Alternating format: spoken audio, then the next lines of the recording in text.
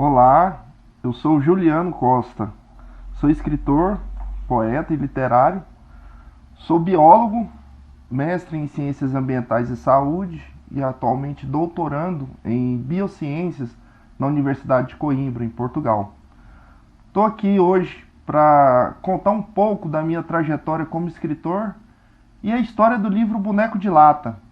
Eu gostaria de agradecer à Lei Aldir Blanc por essa oportunidade, que financiou o projeto, que está me dando essa chance de apresentar nas redes sociais. O Boneco de Lata é a minha obra mais recente. O livro, ele faz uma analogia sobre o comportamento dos jovens. Os jovens, quando chegam na adolescência, eles acham que são super-heróis, verdadeiros homens de aço, que podem fazer de tudo e que nada de mal vai acontecer a eles. Mas quando se envolve em acidente, se envolve num problema, como drogas, criminalidade, aí eles percebem que são frágeis, fracos, como um bonequinho de lata. Essa é uma das minhas grandes obras, mas para chegar até aqui, o caminho não foi fácil. Eu passei por vários momentos. Bom, eu não fui um aluno exemplar, eu tinha algumas dificuldades, como a dislexia, que tinha umas limitações para poder estudar e desenvolver. Então eu era um aluno um pouco rebelde. Não fazia muitos os deveres de casa, levava muitas broncas na escola por conta dessa limitação. Fui reprovado várias vezes no ensino fundamental. Enfim, não tinha talento para estudar. Mas a vida trouxe algumas dificuldades e eu tive que me esforçar mais. Eu tive que superar essas dificuldades. Quando eu consegui superar essas dificuldades, eu fui encontrando minhas habilidades. E a principal habilidade que eu encontrei foi a poesia. Então comecei como brincadeira. Fui escrevendo uma poesia e outra, ali um pouco tímido. E o meu primeiro poema foi publicado numa coletânea da editora Kelps. Então a editora Kelps, ela começou a abrir as portas para eu poder descobrir esse mundo da literatura. Essa aqui é o 5º concurso Kelps de poesia falada. Nesse livro eu tive a oportunidade de publicar o poema Enfermaria 37. Quando eu escrevi o poema Enfermaria 37, eu já estava trabalhando no sistema penitenciário. Com 27 anos de idade, eu passei no concurso público e conheci um novo mundo. Um mundo totalmente diferente do que a gente conhece. Num ambiente totalmente conturbado, com uma carga emocional muito grande, onde a gente convive com pessoas que estão em sofrimento, que estão passando dificuldade, que estão confinadas no cárcere. E nas minhas reflexões na rotina de trabalho, eu escrevi várias poesias. Então, eu quero apresentar para vocês aqui um pouco desse mundo, através da Enfermaria 37. Essa história aconteceu no momento em que eu estava acompanhando um preso no hospital. Na época, o Hospital de Urgência de Goiânia era muito tumultuado, muito cheio, muito turbulento. E foi ali nos corredores do Hospital de Urgência de Goiânia que eu estava acompanhando um detento que estava internado e surgiu essa reflexão. Enfermaria 37. As camas da Enfermaria 37 acomodam a enfermidade dos homens. Não acomodam do homem a enfermidade maior. Angústias e sofrimentos, de vontades limitadas, de desejos censurados, que não se acomodam nas camas da Enfermaria 37. Destino traçado, aleatório, como rabiscos de criança, colorindo o papel amassado, também constrói o homem o seu destino. Depois se arrepende, ou muitas vezes não. Na humilhação que sofre, fora das camas da Enfermaria 37.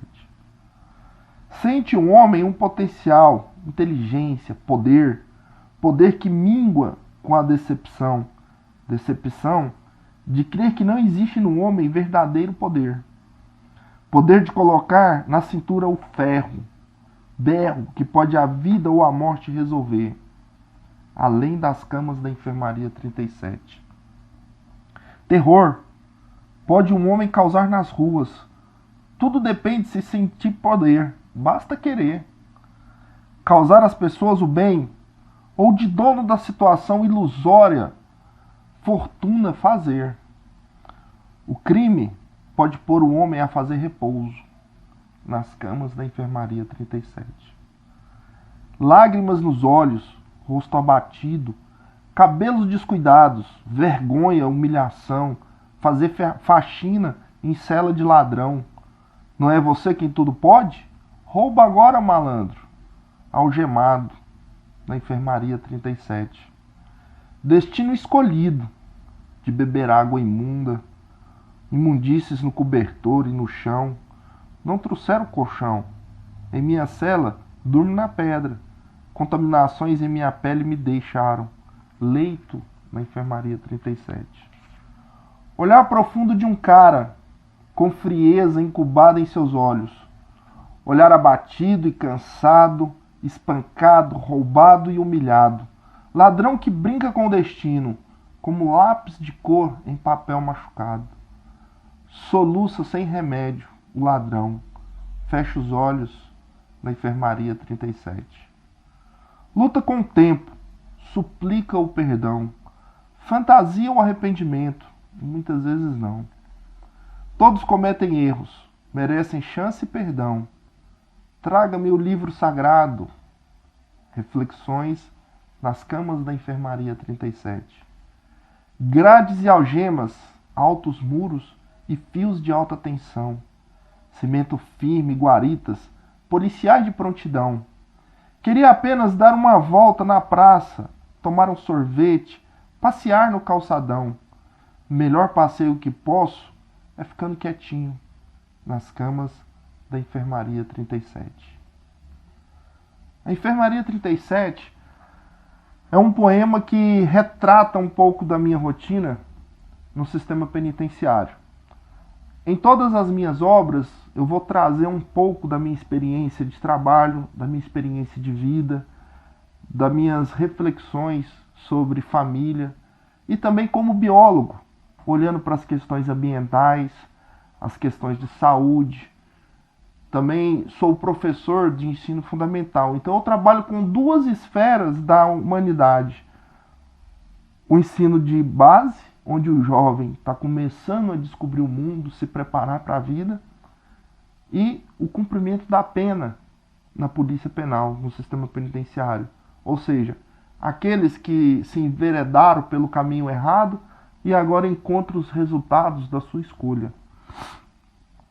Então, o primeiro livro publicado, completo meu, foi em 2009, A Fábrica. A Fábrica retrata um pouco mais sobre essa rotina dentro do presídio. É uma descrição filosófica do sistema prisional goianiense. É um ambiente tortuoso, de muita mazela, sofrimento, destruição. E eu percebo que o sistema ele deveria favorecer a recuperação do ser humano, transformar aquele indivíduo numa pessoa melhor.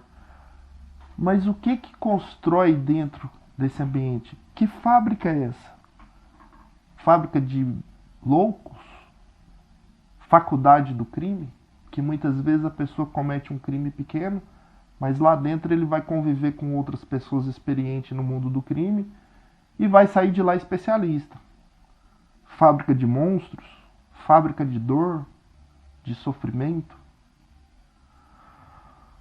Eu faço uma comparação com o descaso do lixo. As pessoas são tratadas como lixo, mas eles não são objetos descartáveis, são pessoas, são seres humanos que têm família, que têm filhos. Se o próprio lixo a gente não sabe lidar com ele, que deveria ser reciclado, ser transformado em matéria-prima para a indústria, mas a gente prefere depositar nos lixões, causar poluição, contaminação, destruição ambiental, algo que poderia ser transformado, reciclado. Mas as pessoas não se importam com a reciclagem, não se preocupam em fazer um esforço mínimo de separar o lixo na sua casa. Assim como o lixo é um problema, que as pessoas querem se afastar dele, ver ele longe, porque fede, porque incomoda, porque atrapalha a nossa vida dentro de casa, querem ver o lixo longe, fechar os olhos para a responsabilidade. É quase a mesma forma que acontece no sistema prisional, só que lidando com pessoas. O interessante é que quando eu estava escrevendo esse livro, fazendo essas reflexões, eu estava numa guarita, fazendo uma vigília noturna. Quando eu acordei, já havia um preso lá na penitenciária, do qual ele me contava as histórias dele, e ele me mostrou esse desenho que ele fez. E bateu certinho com o poema que eu havia acabado de escrever naquela noite. E foi aí que eu convidei ele para ilustrar o meu livro, A Fábrica, para mostrar o talento e a habilidade, porque muitas pessoas acham que a pessoa que está ali dentro é um criminoso, é um bandido, é uma pessoa que não presta. Mas o ser humano ele é complexo. Existem pessoas que estão ali por acaso, mas que têm chance, que têm outras intenções. A gente vê a maioria se perdendo, entrando no sofrimento, louvando pela vida do crime, admirando, mas a gente também encontra pessoas que querem uma oportunidade, uma chance de serem melhor. Então, eu vou ler aqui para vocês no livro A Fábrica, o poema Saneamento Básico. Todo tipo de rejeito que a sociedade exclui é o que chamamos de lixo. As pessoas não toleram, não suportam o mau cheiro, não se preocupam em fazer a sua parte, não se importam com a reciclagem, não contribuem com a coleta seletiva, não vivenciam a educação ambiental, mas querem se livrar da contaminação. Entregam o rejeito para o caminhão, que recolhe e leva para o depósito e simplesmente despeja. Mais uma matéria que irá se decompor e retornar ao ciclo natural dos elementos. Alguns decompõem rápido, outros demoram mais tempo, mas todos produzem um chorume e contaminam o solo, a água e o ar. Contaminam os seres vivos e interferem na cadeia alimentar. Deveriam ser reciclados, o que precisaria de uma política séria, difícil de se encontrar aqui no Brasil. Toda matéria precisa retornar ao ciclo natural, antes que venha a causar infecções, entrar no fluxo de energia, interferir na qualidade de vida. Contaminam a sociedade, começando com os servidores, pessoas que trabalham diretamente no depósito e lidam com a matéria em decomposição, manejando, manipulando e se infectando, com a matéria que é excluída e esquecida num aterro isolado, longe das vistas da sociedade, onde fica abandonada e maltratada. Contaminam a saúde física e psicológica dos policiais penais, porque essa matéria não se trata de rejeitos domésticos, são pessoas rejeitadas e excluídas da sociedade, que deveriam ter um comportamento reciclado, ser influenciado com ética comportamental, mas contaminam e influenciam com maus dialetos, posturas e valores do mundo do crime. Atitudes reprováveis que deveriam ser transformadas e terminam transformando, como o chorume do lixão, que transforma e altera o ambiente com contaminação. Assim é o sistema prisional. Deveria ser um reformatório social e se tornou um depósito de marginal.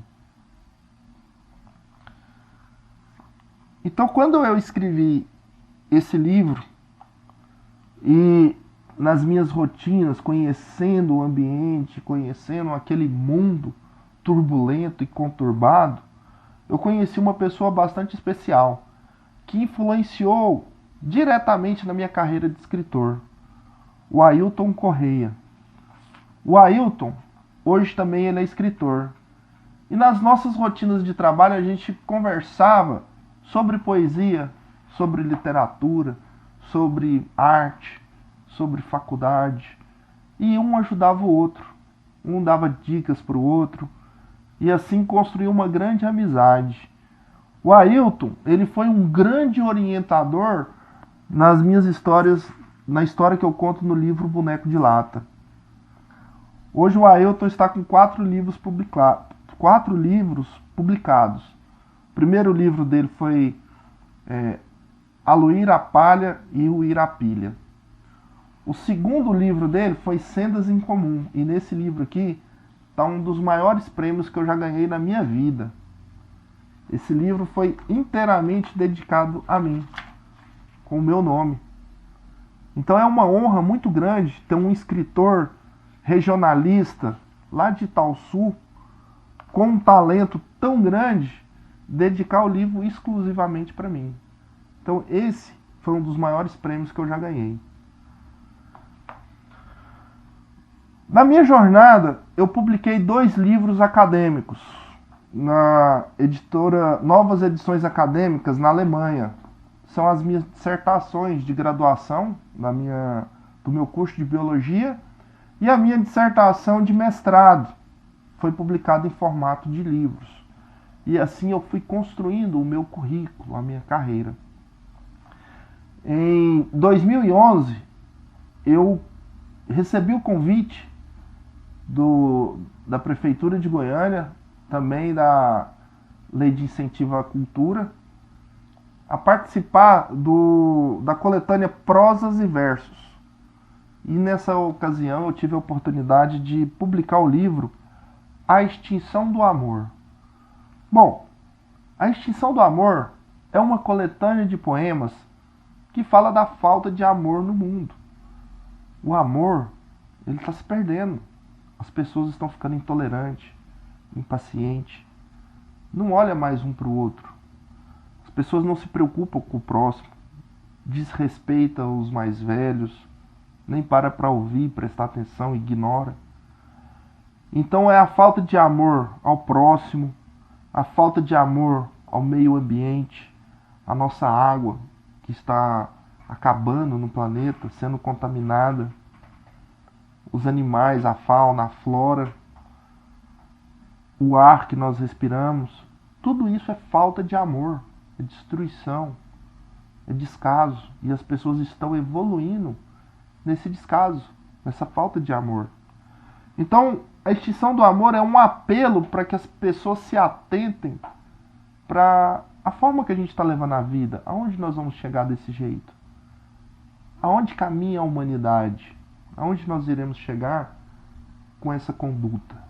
É preciso recuperar o amor, a sensibilidade, a valorização do próximo. Então, aí eu chego no Boneco de Lata. Então, o Boneco de Lata, ele foi o meu 5º livro publicado. Ele já está na 2ª edição. Foi publicado pela editora Kelps. O Boneco de Lata, ele conta a história de um jovem adolescente. Um jovem que não gostava de estudar, que não tinha compromisso com os estudos. E quando chegou na adolescência, começou aquela fase de rebeldia. Aprendendo a beber, aprendendo a fumar, buscando a sua liberdade, querendo ter autonomia, querendo sair sozinho, sair com os amigos. E uma parte fundamental dessa história que acontece na vida de todo jovem é a mãe. A mãe que protege, que cuida, que quer o melhor para o seu filho. Mas o interessante é que quando a gente chega na adolescência, a gente se volta contra os nossos pais. Pensa que eles são os vilões da nossa história, que quer te impedir de ser feliz, que quer te impedir de ir atrás dos seus sonhos. O jovem acha que aquelas são as únicas oportunidades da vida e que não vai haver outra oportunidade. Mas isso é um mero engano. A gente sempre vai ter boas oportunidades. O problema é quando a gente não tem paciência. A gente quer tudo rápido, tudo ao mesmo tempo. O ser humano, nesse livro eu faço uma reflexão biológica, o quanto o ser humano é frágil. O quanto nós somos frágeis. A gente depende sempre de alguém para nos proteger, para nos orientar, para cuidar. Senão a gente se envolve em complicações que podem colocar em risco a nossa vida. A forma com que nós nascemos é muito diferente dos outros animais. Um réptil, uma ave, por exemplo, que nasce do ovo, ele é gerado fora do corpo da mãe e quando chega o momento do nascimento ele já nasce pronto. Sai do ovo, já vai andar sozinho, se alimentar sozinho, se proteger, se defender dos perigos da vida. Nós temos uma ligação tão íntima e tão grande, principalmente com a mãe, que a gente é gerado dentro do útero. Compartilha toda a vida da mãe, o sangue, a alimentação, a oxigenação, o calor. É um desenvolvimento íntimo e simbiótico com a nossa própria mãe. Depois que nasce, a criança ainda precisa ser amamentada, ela precisa aprender a engatinhar, aprender a sentar, aprender a falar, aprender a escovar os dentes. E tudo isso com todo o acompanhamento, com todo o zelo, com todo o cuidado da família. A família é algo essencial, que precisa ser valorizado, que precisa ser respeitado. Infelizmente, muitos jovens chegam na adolescência e querem ser dono do seu próprio nariz. Ah, mãe, eu cresci, não sou criança mais não. Ah, qual é? Para de pegar no meu pé, eu sei o que eu estou fazendo. Será que o jovem está preparado para o mundo? Será que ele sabe mesmo o que ele está fazendo? A gente precisa de inspiração. O ser humano precisa se inspirar em alguém.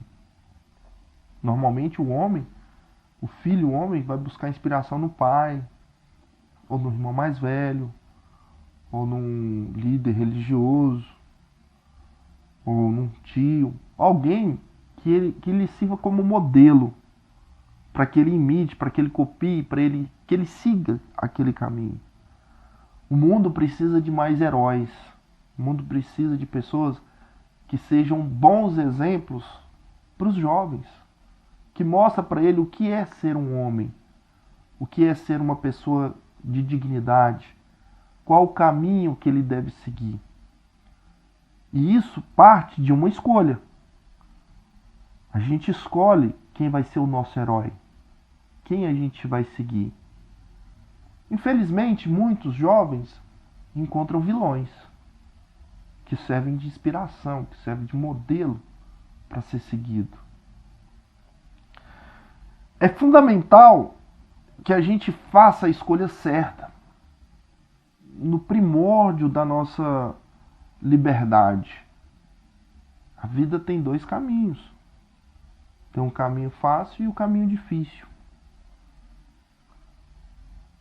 A gente aprende que o caminho fácil, o caminho que leva ao mal, ele é largo, ele é florido, ele é sedutor.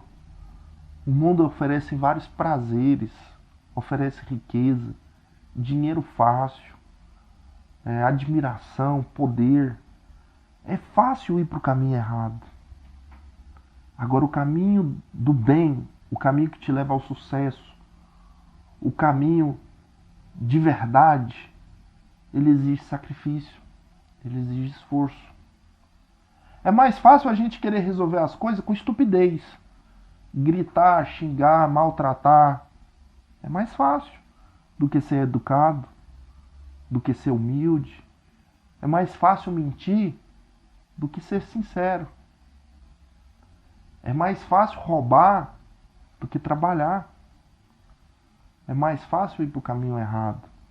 O caminho do bem, a gente tem que abrir mão de prazeres, de diversão, tem que abrir mão da preguiça, de simplesmente ficar deitado, tem que fazer esforço, tem que levantar, tem que estudar, tem que dedicar a sua energia, o seu empenho para poder caminhar para o sucesso. E quando jovem, não só quando jovem, mas qualquer momento da nossa vida, o melhor caminho para o sucesso são os estudos, a escola. A escola te dá um preparo para a vida. Ela vai te qualificar, você vai adquirir conhecimento, sabedoria, informação.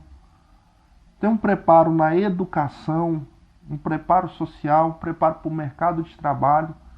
Então, uma pessoa que quer alcançar um verdadeiro sucesso na vida, ela tem que seguir pelo caminho dos estudos, dedicar aos estudos, para ter uma boa profissão, para passar num concurso público, para ter um bom emprego. O melhor caminho é através dos estudos. Na vida, nós encontramos grandes heróis que vão nos orientar, que vão nos ajudar a seguir o caminho do sucesso. Existem vários heróis na nossa vida. Pode ser um amigo, como o Ailton. Pode ser uma namorada, uma esposa. Pode ser um filho, que ensina pra gente. Os nossos pais, os nossos irmãos, os líderes religiosos. Tem várias pessoas que vão nos conduzir para o caminho do bem. Mas existe um que é maior do que todos, que é o grande herói da humanidade, um verdadeiro super-homem. O nome dele é Jesus Cristo. Jesus é o caminho, a verdade e a vida. Ele não é um dos caminhos, ele é o caminho. Ele não nos conduz para um caminho falso, de mentira, de enganação, de ilusão, como eu percebo os criminosos que se enveredam pelo mundo do tráfico, estelionato, adquirem riqueza, luxúria, mas de repente perde tudo e está ali, internado na enfermaria 37. É mentira, é ilusão. Então o demônio, ele vem para iludir, para enganar, para seduzir, para convencer as pessoas a seguirem um caminho em busca de prazeres que tem um final trágico. Jesus não engana. Ele oferece um caminho de verdade e de vida. Porque viver confinado, preso, sem a liberdade de você poder olhar para o céu à noite, ou respirar um ar num dia de chuva, ou andar descalço na grama, beber uma água limpa. Isso não é vida, é sofrimento. Vida é viver com alegria, com satisfação. Nessas minhas rotinas de policial penal, eu conheci vários tipos de pessoas que seguiram o caminho errado e terminaram no sofrimento. Algumas histórias me marcaram muito, mas eu quero compartilhar aqui com vocês uma história. Eu conheci uma garota que ela estava presa com 19 anos de idade. Ela já era mãe de uma filha de 3 anos. Ela entrou para o mundo do crime com 12 anos de idade. Ela encontrou no namorado dela a grande inspiração da vida dela. Achava ele esperto, inteligente, assaltante de banco e traficante também. Na vida com ele, ela foi descobrindo um mundo de prazeres, indo para as boates, muito dinheiro, luxúria, diversão. Toda a alegria da vida dela durou, em média, 6 anos. 6 anos de prazeres, de festa, de diversão, com drogas. A filha dela ficava de escanteio. Ela não queria ser mãe naquele momento. Ela queria curtir a vida. E assim nós vemos muitas jovens que se tornam mãe na adolescência e que não estão preparadas para ser mãe. Elas querem conhecer a vida, elas querem se divertir, mas não querem se dedicar à maternidade. E quem sofre com essa história toda? É o filho, que vai crescer abandonado, sem o carinho da mãe, sem a presença, vai ser criado com outras pessoas. E essa jovem, ela não se preocupava com isso. Para ela estava tudo bem.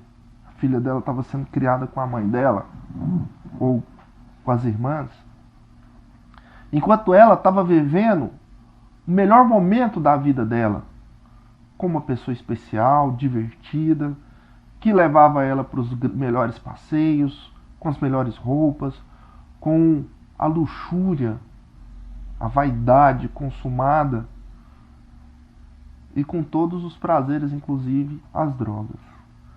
Mas, infelizmente, aos 18 anos, ela chegou aí presa. Na prisão, a princípio que muitos pensam, não vai dar nada não, daqui uns dias eu saio. Mas aí foi passando um dia, 2, 5, 7. Aí a pessoa olha e fala, peraí, quando é que eu vou sair? Pai, aqui não tem uma cama para me dormir? A comida tem que ser essa aqui mesmo, eu estou acostumado com outra comida. Por que eu tenho que dividir um banheiro com outras pessoas? Tem horário para usar o banheiro?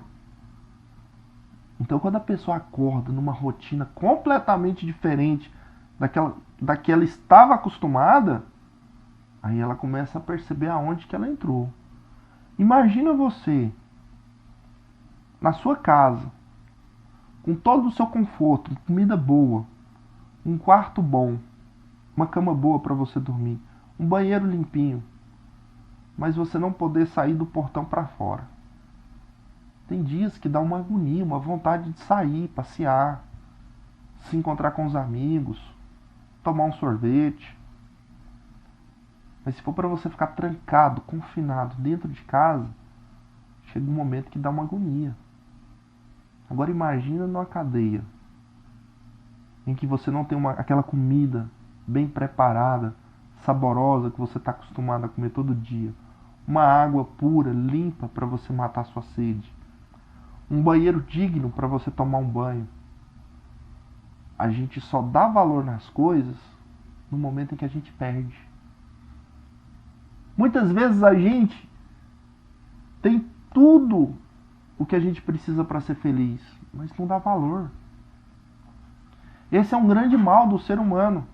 A gente reclama demais, exige demais das pessoas, mas não dá valor no que tem, não agradece, não elogia, não valoriza a qualidade de vida que tem. Tem pessoas que não têm coragem de dar um abraço e um beijo na mãe, de dar um abraço, um beijo no irmão, que às vezes, na maioria das vezes, está brigando com eles, mas não valoriza as pessoas que tem ao nosso lado. Quantas pessoas olham no espelho e reclamam pela sua condição de vida? Cara, eu sou feio, eu tô gordo, esse meu cabelo não presta. Poxa, a gente é perfeito. Deus já fez o maior milagre na nossa vida, que foi fazer a gente perfeito, o corpo todo funcionando. Quantas pessoas que nascem cegas, surda, paralítica, que se torna aleijado, que sofre uma queimadura, deforma o rosto, e a gente às vezes reclamando por coisas tão mínimas. E assim, a maioria dos jovens, quando chega na adolescência, não percebe essa importância de dar valor à família, de agradecer a Deus pelo maior milagre que Ele já fez, da sua perfeição, do seu corpo que funciona perfeitamente. Eu conheci um outro jovem que ele, achando que era super-herói, podia fazer de tudo, e aí ia pras festas, bebia, gostava de brigar, se achava um fortão, os braços musculosos. Quando o corpo desenvolve, na adolescência, a pessoa quer ser o mais forte, se torna arrogante, começa a tratar as pessoas mal, humilhar, diminuir as pessoas. Mas aí um dia ele foi para uma festa, bebeu bastante, assou confusão, brigou e saiu da festa acelerado na moto, mas em alta velocidade. Mas aí numa curva, o tempo estava um pouco úmido, o asfalto molhado, ele derrapou a moto e veio a sofrer um acidente. Graças a Deus não foi muito grave, ele sobreviveu. Mas no acidente ele teve uma fratura exposta e o osso rompeu um nervo. Simplesmente ele perdeu o movimento do braço, de forma irreversível. O braço dele não movimenta mais. A partir de então, ele percebeu que a gente não é homem de aço, não é super-herói. É fraco, frágil, como um bonequinho de lata, que entorta, que amassa, que quebra, que perde suas funções ou que morre. Então, o jovem só vai conseguir se desenvolver quando ele perceber isso, que na vida é preciso ter cautela, ter prudência. A gente não pode sair por aí se aventurando,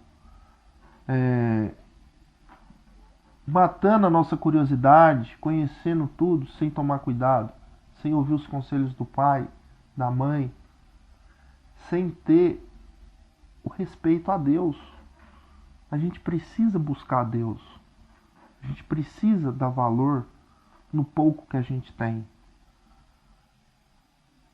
E aí, caminhar, lutar, sacrificar em busca da felicidade, que é o caminho do bem, que nos leva ao sucesso.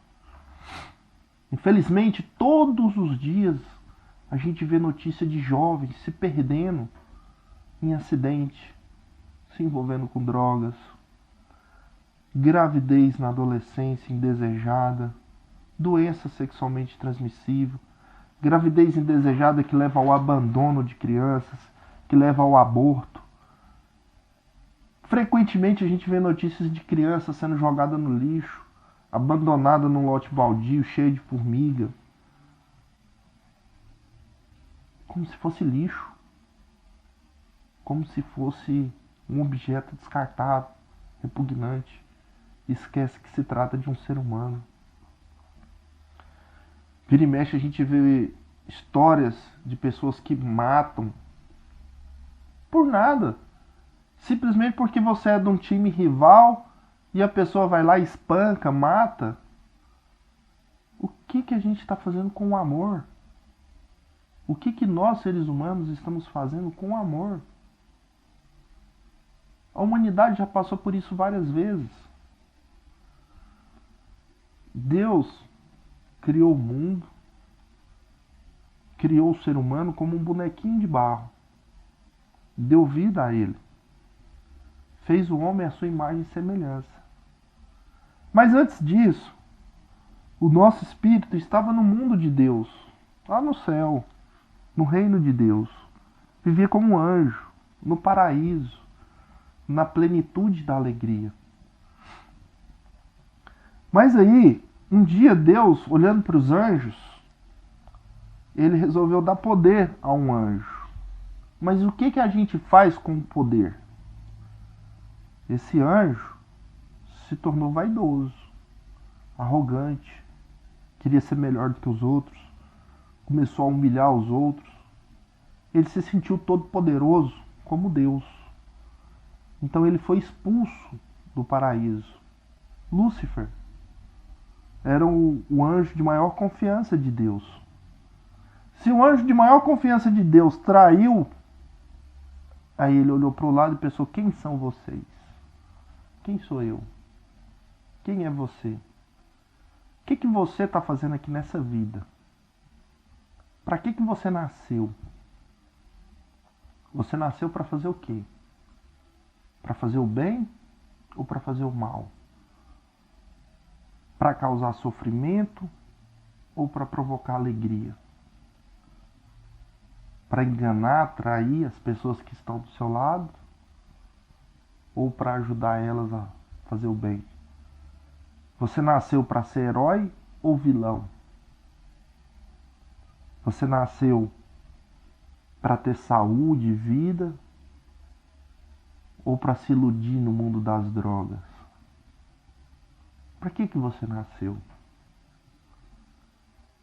Quando Deus fez os bonequinhos de barro, Ele colocou um espírito nesses bonequinhos. E assim nós vivemos, como uma alma dentro de um bonequinho de barro, que depois vai devolver tudo para a terra e o espírito vai permanecer. O corpo padece, mas o espírito permanece. Mas e esse espírito? Quando terminar a vida, quando chegar no momento final da vida, o que vai ser feito dele? Muita gente busca a salvação. E a gente às vezes acredita na condenação. Será que a gente vai ser condenado? Como será o juízo final? Como será que acontece no momento da morte? Você vai ser julgado pelos seus atos. E aí o juiz, que é Deus, ele vai te condenar ou ele vai te absolver. Então a gente desde criança aprende que existe o céu e o inferno. Ninguém quer ir para o inferno, que é dor e ranger de dentes eterno. E o céu é a plenitude da paz. Jesus é o caminho, a verdade e a vida, que nos mostra o caminho cheio de espinho, de sacrifício, de renúncia, de dedicação para poder chegar na salvação eterna. E o demônio te mostra um caminho lindo, sedutor, florido, cheio de prazeres, que te leva para a condenação eterna. Então nós nascemos para revelar para Deus qual é a nossa escolha, qual o caminho que a gente vai seguir. Mas Deus é tão bom, e Jesus é o maior interventor da humanidade. Porque quando o mundo estava se perdendo e havia perdido o amor, e as almas estavam sendo condenadas, Jesus falou assim, peraí, deixa eu nascer como um ser humano, como um bonequinho de barro, e viver como um homem na terra, e ensinar para as pessoas o amor. Mostrar para eles o que eles estão fazendo de errado. Ensinar para eles o que é o amor. Como viver o amor. Como seguir o amor. Qual o caminho, a verdade e a vida.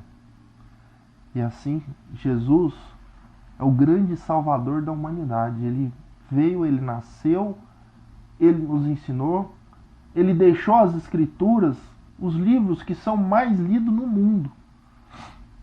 Que é o Novo Testamento, é o que está na Bíblia. O nome que permanece ao longo dos tempos, que dividiu a história da humanidade, antes de Cristo e depois de Cristo. Ele é o grande, o maior herói da humanidade, para ser seguido, para ser ouvido, para servir de inspiração e de modelo para a nossa vida, para a nossa salvação.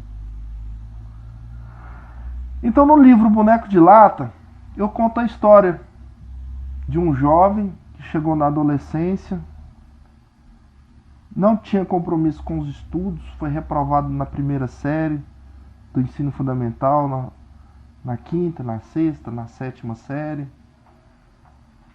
E não via um futuro bom para ele. Aprendendo a namorar, aprendendo a beber, aprendendo a fumar, se tornou rebelde. Queria ter independência, liberdade, queria sair sozinho para a festa, chegar tarde em casa, a mãe às vezes chorando, lamentando, implorando para que ele não se envolvesse com coisas erradas. Ainda bem que esse jovem não estava se envolvendo com crime, com drogas, Ele simplesmente queria ter autonomia, ter liberdade, ser dono de si. Aos 16 anos de idade, chegou o grande momento da vida dele. Ele era o mais admirado entre os amigos, o mais envolvente com as namoradas, com as amigas. E um dia, uma festa de Ano Novo, em 1993, Réveillon, na virada do ano de 92 para 93.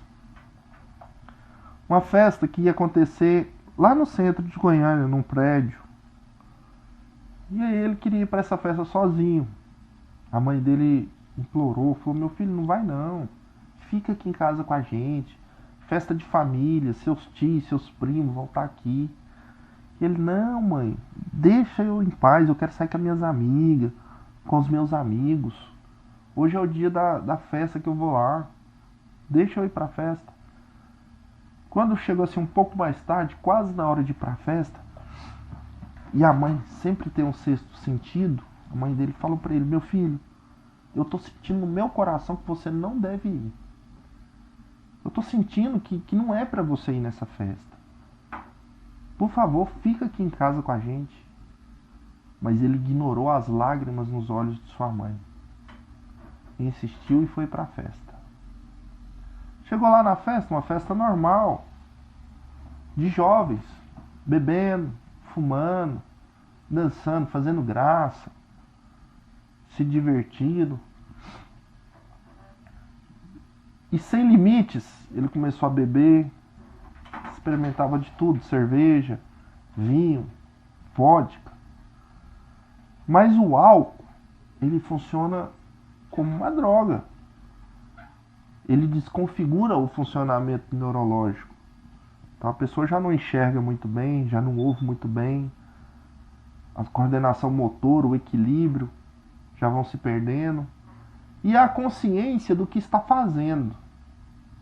Então, no ápice da embriaguez, e sem motivo nenhum, a festa estava acontecendo no terceiro andar. De repente ele resolveu sair da festa. Ele saiu ali do local onde estava acontecendo a festa, subiu no elevador e apertou o botão do quinto andar. Quando ele saiu do elevador, ele se deparou com um corredor. Um corredor longo e lá na ponta uma janela redonda. Ele foi caminhando em direção a essa janela.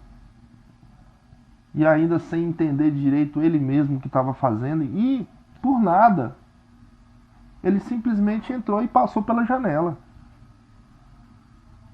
Não sei se ele queria dar uma de super-herói, ou ver o que tinha lá de trás, não sei. Ele passou pela janela. E quando ele acordou do lado de fora da janela. É como se a adrenalina, quando circula no sangue, curou a embriaguez.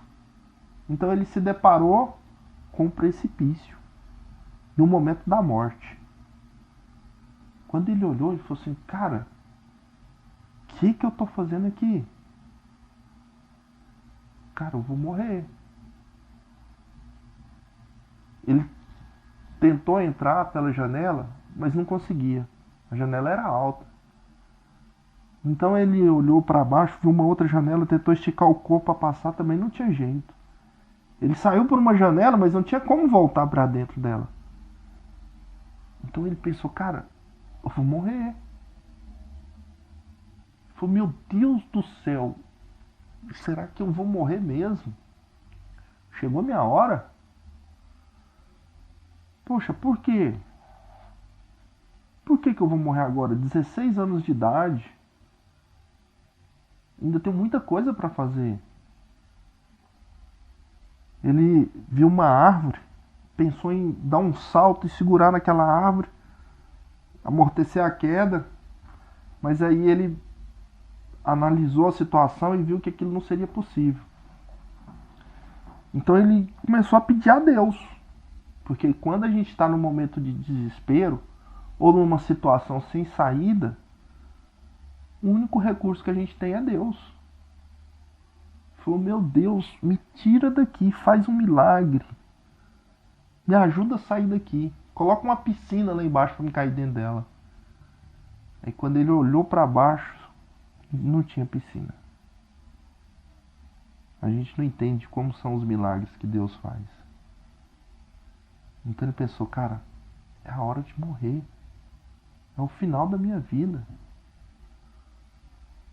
Muitos jovens querem ir para uma festa, querem ir para uma aventura, como se fosse o último momento da vida deles.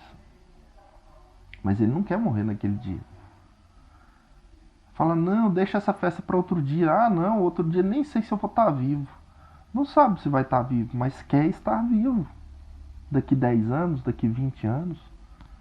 Quando os pais falam assim pra gente estudar, guardar dinheiro, esperar para sair mais tarde, namorar mais tarde, daqui 5 anos, 10 anos, 20 anos. Não, nem sei se eu vou estar vivo daqui 10 anos, daqui 20 anos. Mas todo mundo quer estar vivo daqui 10 anos, 20 anos. Ninguém quer morrer. Então ele pediu um milagre. Mas aí ele olhou assim e falou assim, poxa, mas quem sou eu para merecer um milagre? Para Deus vir aqui e me tirar daqui assim de uma forma mágica. Quem sou eu para merecer isso? Então ele começou a pedir perdão para Deus por tudo que ele já fez de errado.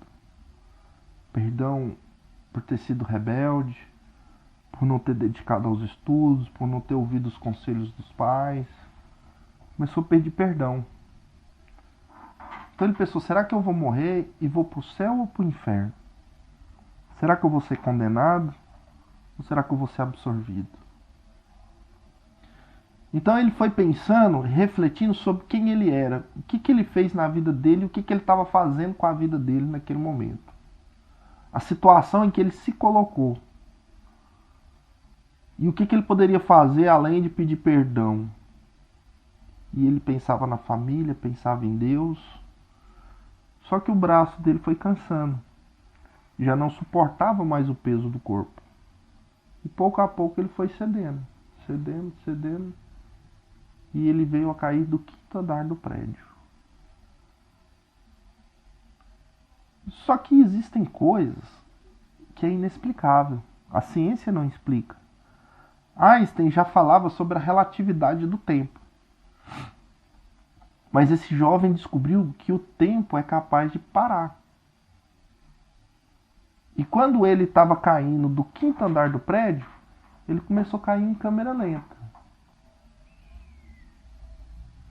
Tudo aconteceu em câmera lenta. O trajeto do corpo do 5º andar até o chão talvez duraria ali em média 3, 4 segundos. Mas o tempo parou e demorou uma eternidade.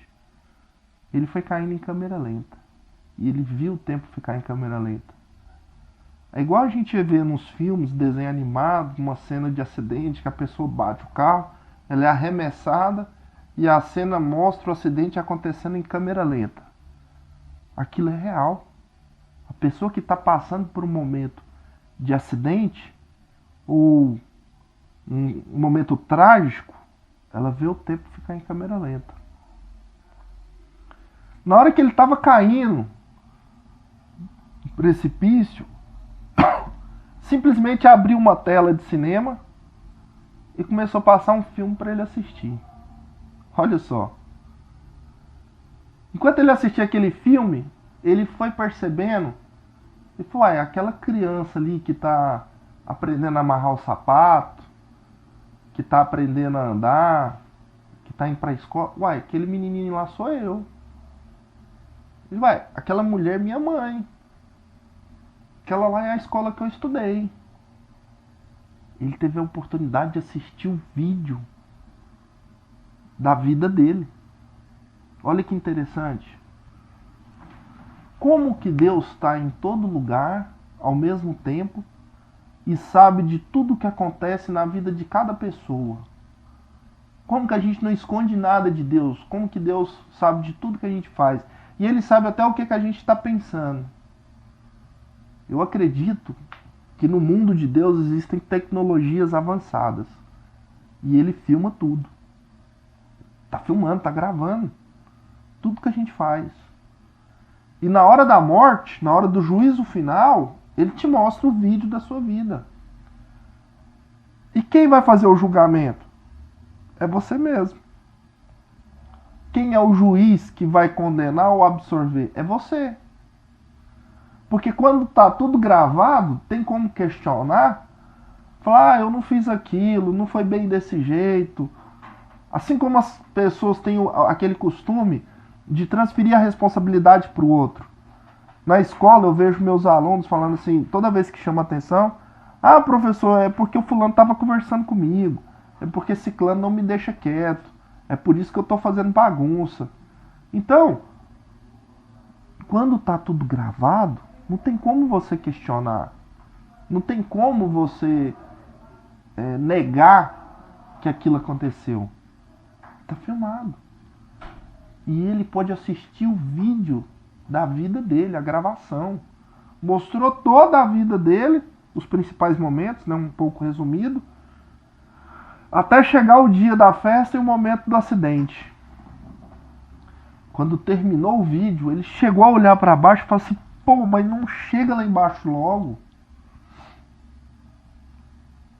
Então, num certo momento, o tempo voltou ao real.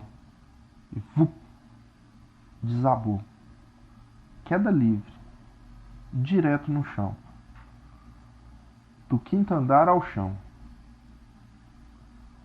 Passou 15 centímetros para não cair espetado no portão de lança. Quando chegou ao chão, ele ainda de olhos fechados pensou assim, pô, morri. Ele foi abrindo os olhos devagar, devagar, foi vendo tudo embaçado. Pensou, será que eu tô no céu? De repente as vistas foram clareando e pá, clareou. Falei, eu não morri não, eu tô vivo. Ué, eu vou voltar lá e chamar o pessoal. Só que no que ele foi levantar, o pé dele estava todo quebrado e torcido para trás. Ele teve hemorragia interna, o baço estourou e ele começou a sentir dores.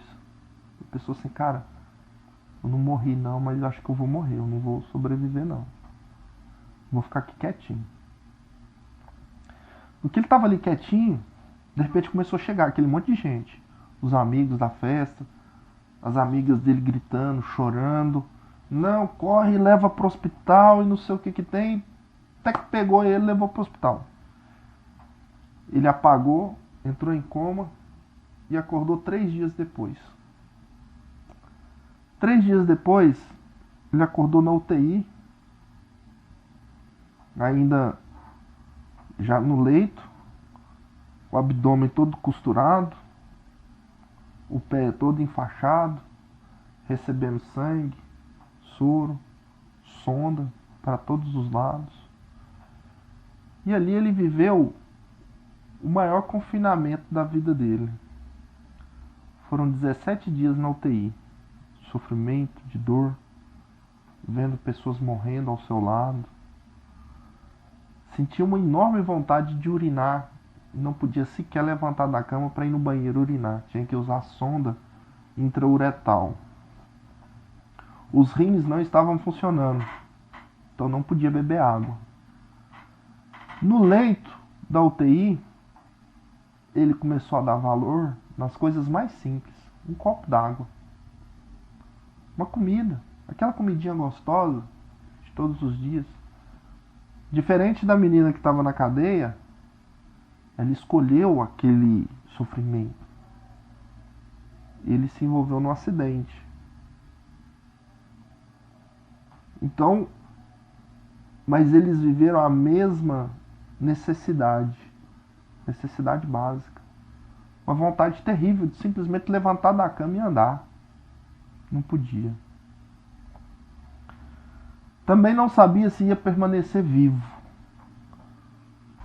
Então, ali dentro da UTI, vendo as pessoas, cada dia uma pessoa morrendo ao seu lado, ele sempre pensava, talvez o próximo pode ser eu. Porque como ele não podia beber água, A água que ficava retida no corpo dele, ele ia ficando inchado, sentindo dores, vontade de urinar. Teve até um dia que ele chegou a retirar a sonda da uretra com tanta vontade de urinar, mas não os rins não filtravam o sangue para produzir a urina. Ele vivia desesperadamente pedindo água, e a enfermeira explicava insistentemente: cara, você não pode beber água. Se você beber água, você pode morrer. Você tem que aguentar a sede. E eu digo para vocês, a sede é muito mais dolorosa do que a fome. A fome, ela passa, mas a sede, ela queima na garganta. E os lábios vão ficando ressecados, vai causando feridas na boca. E ele vai vivendo toda aquela desidratação. Depois de 17 dias na UTI, lutando contra a morte, lutando para se manter vivo, fazendo os procedimentos de diálise, com todo o procedimento médico, no 17º dia ele teve um sonho, que foi uma revelação. Nesse sonho, como se tudo tivesse acontecendo novamente,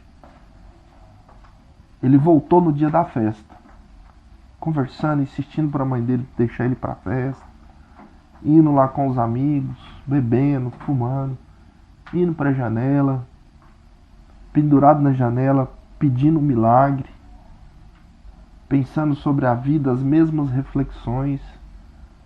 Mas no momento em que ele cedeu ao peso do corpo e começou a cair, uma mão aparou ele.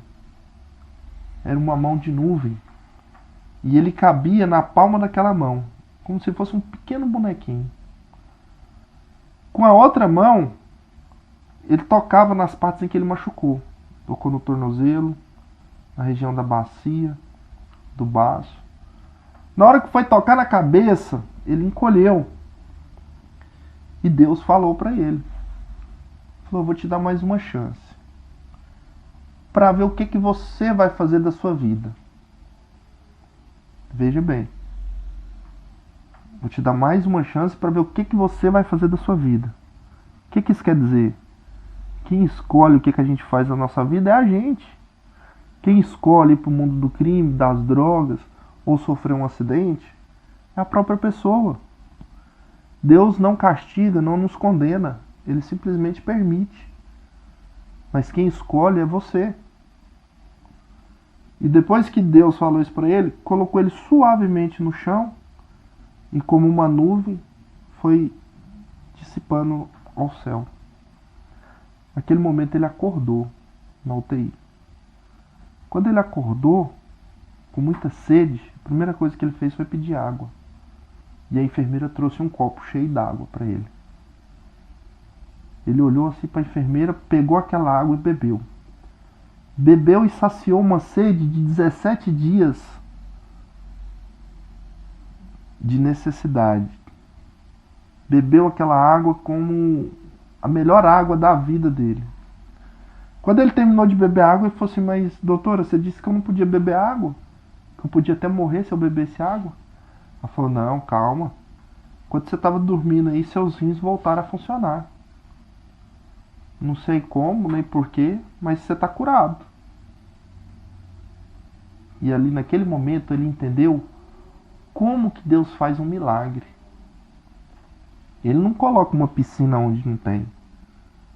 Mas ele pode curar a gente, fazer os nossos órgãos voltar a funcionar. Naquele instante ele percebeu que o milagre havia acontecido na vida dele. Que ele recebeu uma segunda chance. Uma oportunidade de conduzir os caminhos da vida dele de uma forma diferente. Uma chance de ser alguém diferente. Ali, naquele momento ele teve certeza que ele ia sobreviver e que não iria morrer. No 17º dia ele saiu da UTI e foi para a enfermaria. Então ele recebeu a visita do médico ortopedista, que foi olhar o tornozelo dele, o tornozelo esquerdo.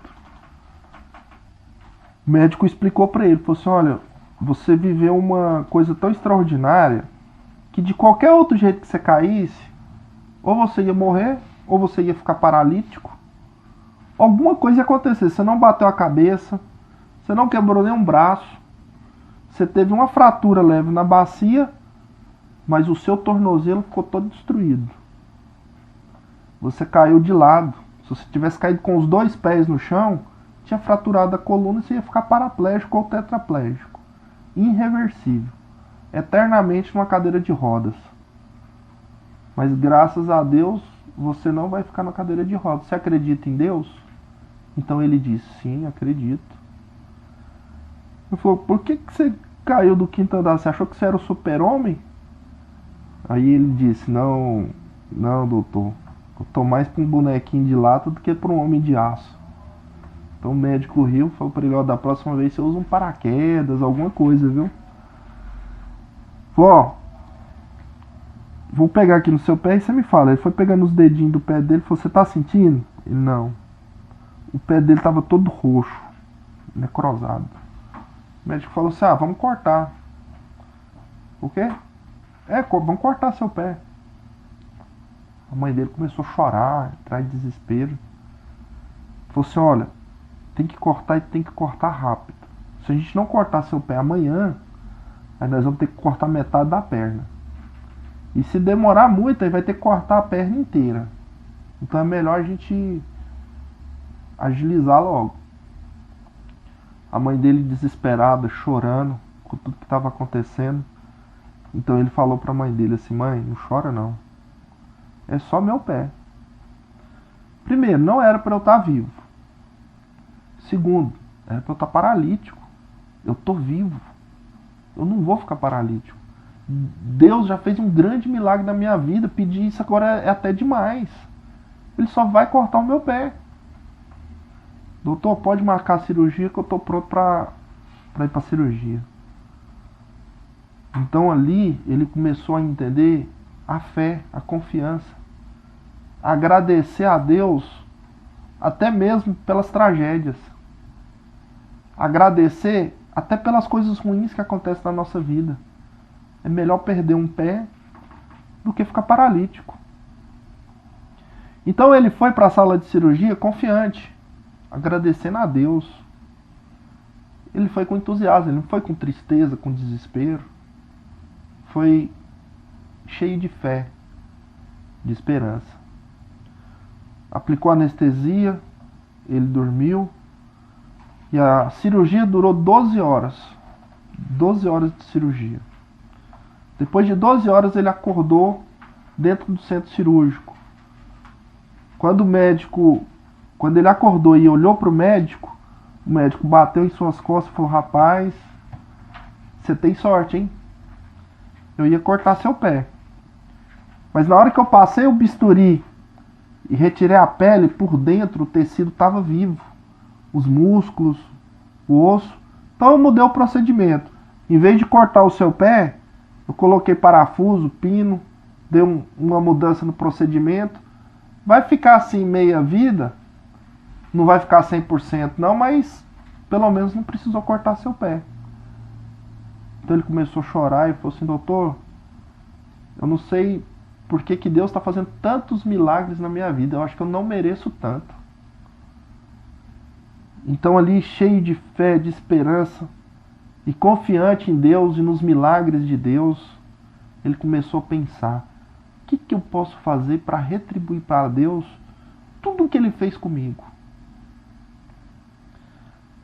Então ele começou a fazer compromisso, pensou em mudar de vida, falou, quando eu sair do hospital, a primeira coisa que eu vou fazer é voltar a estudar. Vou estudar, eu ainda vou me formar, vou entrar na faculdade e vou ser alguém na vida. Eu vou me desviar do caminho do mal e vou seguir o caminho do bem. Vou seguir o caminho de Jesus Cristo. Vou dedicar.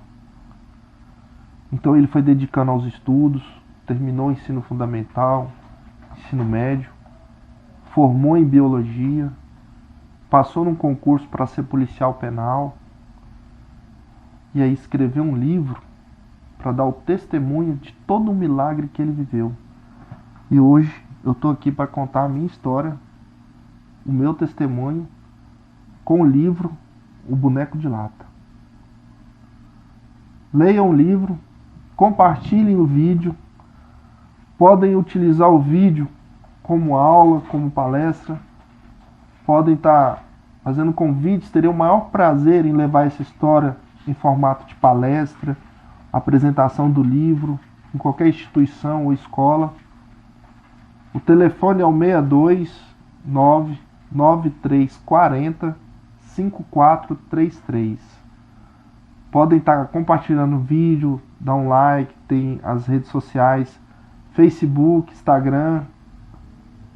Quero agradecer a Lei Aldir Blanc e a produtora CRJ por essa grande oportunidade que eu estou tendo de estar divulgando o livro e dando o meu testemunho para vocês.